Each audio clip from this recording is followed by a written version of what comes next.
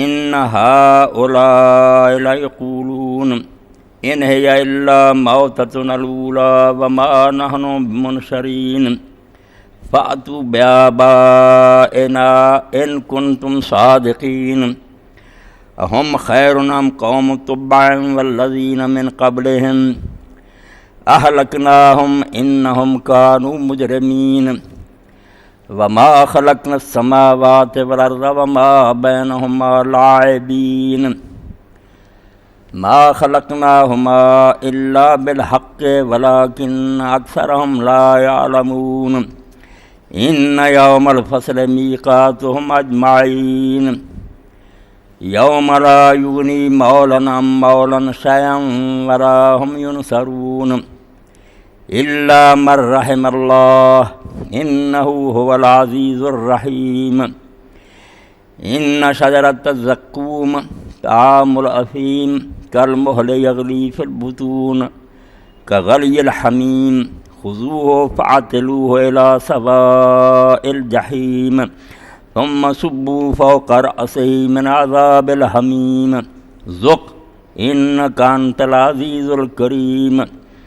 إن هذا ما كنتم به تمترون إن المتقين في مقام أمين في جنات وعيون يلبسون من سندس واستبرق متقابلين كذلك وزوجناهم بحور عين يدعون فيها بكل فاكهة آمنين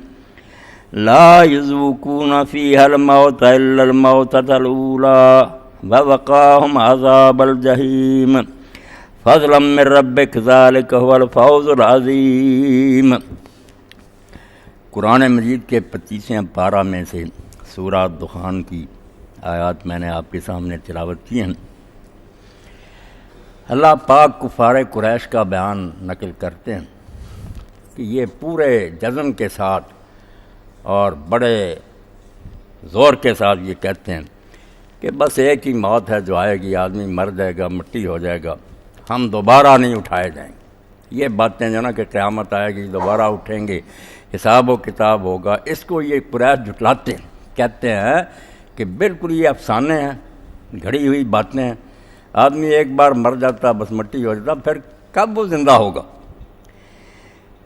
اور ساتھ ہی یہ کہتے ہیں کہ اگر یہ ٹھیک ہے کہ دوبارہ زندہ ہونا تو ہمارے آباء و اجداد جو مر گئے تھے ان کو زندہ کر کے ہمارے سامنے لاؤ۔ اللہ کے رسولوں سے مطالبہ کرتے ہیں کہ اگر تم سچے ہو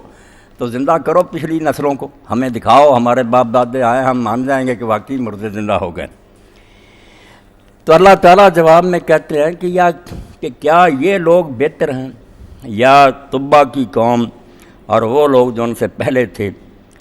ہم نے ان کو ہلاک کیا، وہ بڑے مجرم تھے،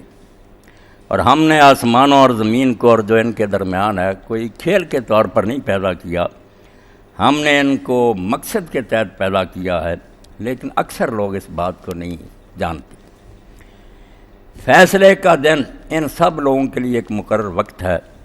اس دن کوئی رشتہ دار کسی رشتہ دار کے ذرہ برابر کام نہیں آئے گا، اور نہ کسی کو کسی طرف سے کوئی مدد ملے گی۔ صرف وہ لوگ جو ہیں وہ اس دن عذاب سے بچیں گے جن پر اللہ رحم فرمائے گا، وہ غالب ہے، رحم کرنے والا۔ زقوم کا درخت گناہ گاروں کی خوراک ہوگا، وہ تیل کی تلچھٹ کی طرح پیٹ میں ابلے گا جیسے گرم پانی ابلتا ہے۔ حکم ہوگا پکڑو انہیں اور جہنم کے بیچ میں پھینک دو، پھر ان کے سروں پر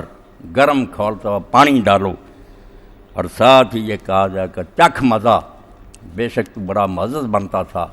اور اپنے آپ کو بڑی اونچی چیز سمجھتا تھا، آج مزہ چکھ اس عذاب کا۔ یہی وہ چیز ہے جس کے بارے میں تم جھگڑتے تھے، شک کرتے تھے۔ جو لوگ اللہ سے ڈرتے رہے وہ اس دن امن کی جگہ میں ہوں گے، باغوں میں ہوں گے، چشموں میں ہوں گے، سندس اور استبرق کا لباس پہنیں گے، آمنے سامنے تختوں پر بیٹھے ہوں گے، یہی بدلہ ان کو ملے گا،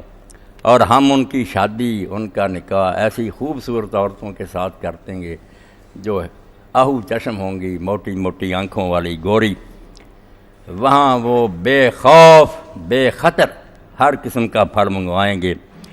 وہاں انہیں کوئی موت نہیں آئے گی سوائے اس موت کے جو اس دنیا میں نے چکھ لی، اور اللہ تعالیٰ انہیں جہنم کے عذاب سے بچائے گا۔ یہ تیرے رب کی طرف سے فضل ہوگا، یہ بہت بڑی کامیابی ہے۔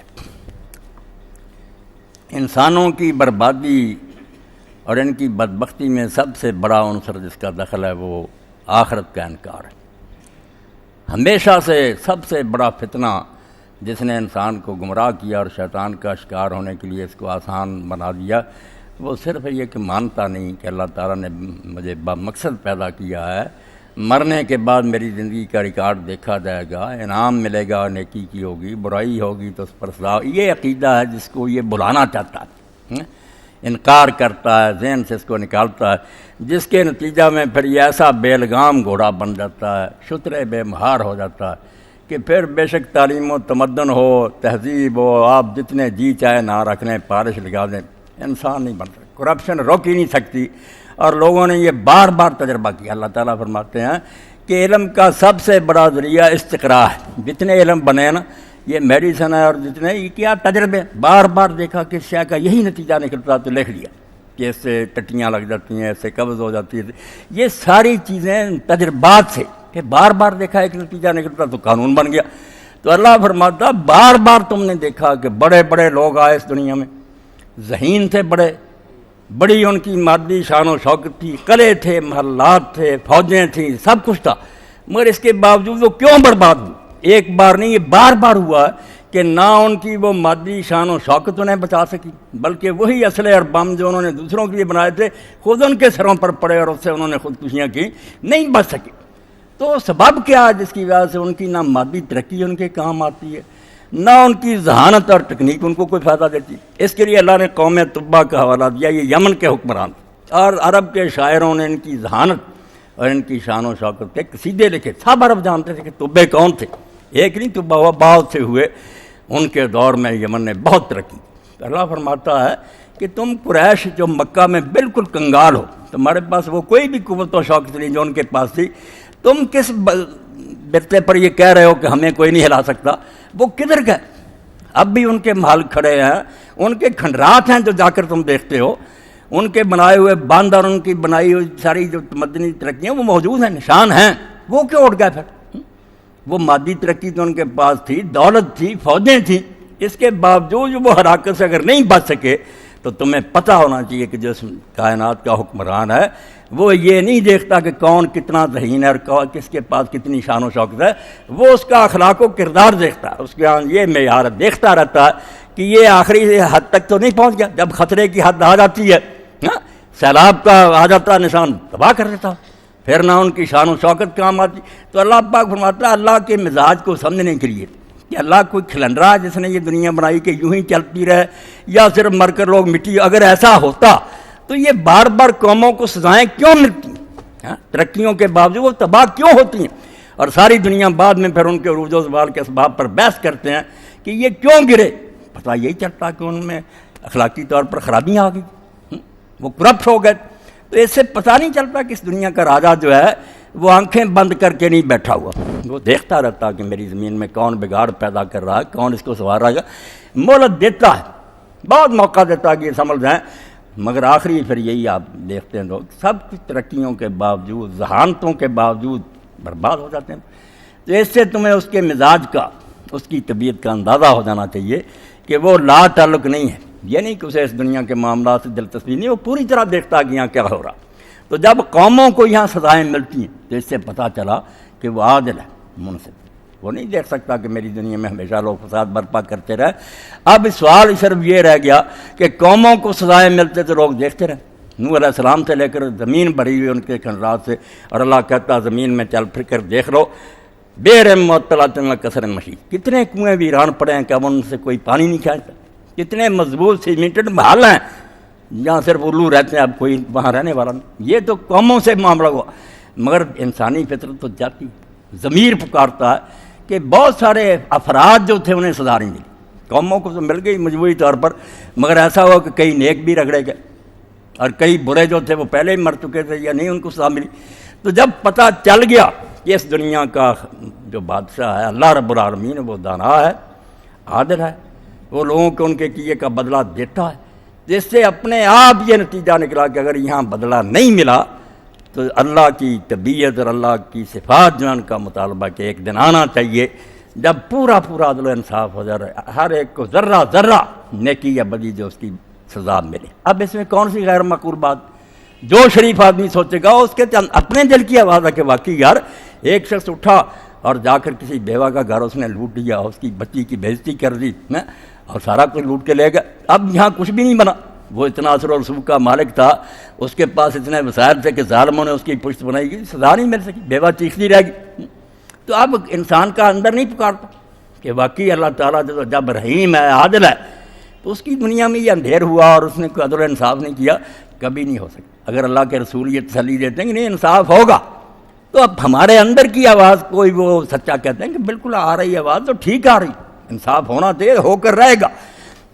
اللہ نے اس لیے کیا کہ یہ بے ایمان کہتے ہیں کہ نہیں مر جائیں گے، مٹی ہو جائیں گے، پھر نہیں ہمیں اٹھایا جائے گا۔ اللہ تعالیٰ فرمایا اس کا مطلب تو کہ اس دنیا سے زیادہ بدتر کوئی دنیا نہیں،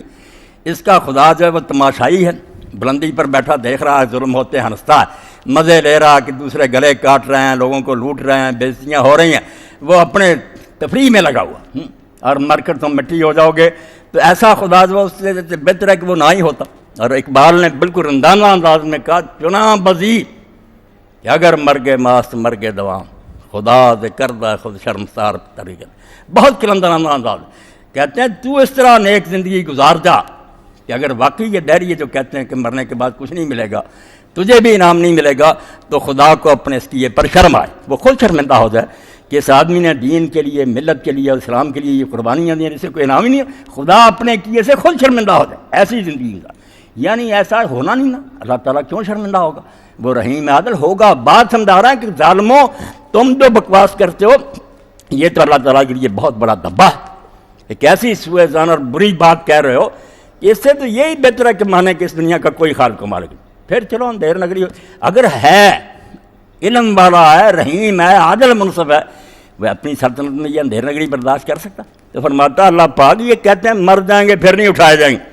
اور زیادہ سے زیادہ مذاق کے طور پر کہہ دیتے ہیں ہمارے باپ دادے لے آؤ اگر سچے۔ یہ سورہ جاسیہ میں آتا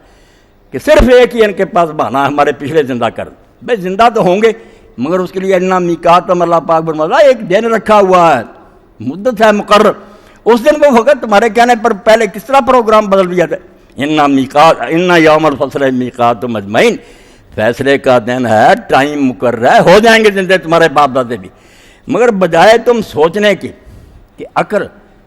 اور اخلاقی ضرورت ہے اس کی بنا پر دل مانتا نہیں کہ انصاف ہونا چاہیے، اس پر نہیں غور کرتے، مذاق کرتے ہو کہ مردے لے آؤ۔ تو اللہ فرماتا ہے کہ کیا یہ بہتر ہے، یعنی انہوں نے زیادہ ترقی کی ہے یا ان میں زیادہ ذہانت ہے،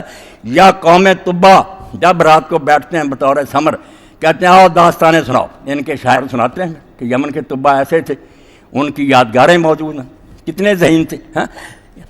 یہ تو اتنی ترقی بھی نہیں کر سکے، نہ ان میں اتنی ذہانت ہے۔ فرمایا طبا کی قوم، اور ان سے بھی پہلے نوح علیہ السلام سے شروع ہوا ہے، کیوں زمین بھری ہوئی ہے کہ بار بار تباہیاں ہوتی ہیں، لوگ برباد ہوتے ہیں،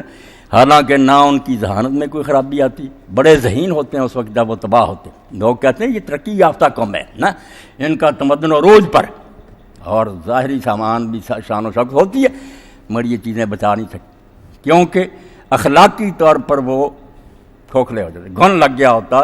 بچ نہیں سکتے۔ اور اسی لیے آپ دیکھیں گے جس زمانے میں لوگ عروج پاتے ہیں قومیں دیکھ لیں، وہ بدوی ہوتی ہیں، جاہل ہوتی ہیں، اتنے پڑھے لکھے نہیں ہوتے، اٹھتے ہیں چھا جاتے ہیں، اور جب ٹھیک ٹھاک ہوتے ہیں، محل ہوتے ہیں، باغ ہوتے ہیں، چشمے ہوتے ہیں، اس وقت مغلیہ سلطنت برباد ہو سکتی۔ تو اگر یہ ظاہری چمکدموں کو کام دیتی ہوتی، اخلاق کوئی کاؤنٹ نہ کرتا تھا، برباد کیوں ہوتے ہیں؟ کردار کی خرابی کی وجہ سے سب کوئی دھرا رہ جاتا، ختم کر دیے جاتے۔ تو بنوایا یہ مشرکین مکہ جو ہیں زیادہ ترقی یافتہ ہیں یا قوم طبا،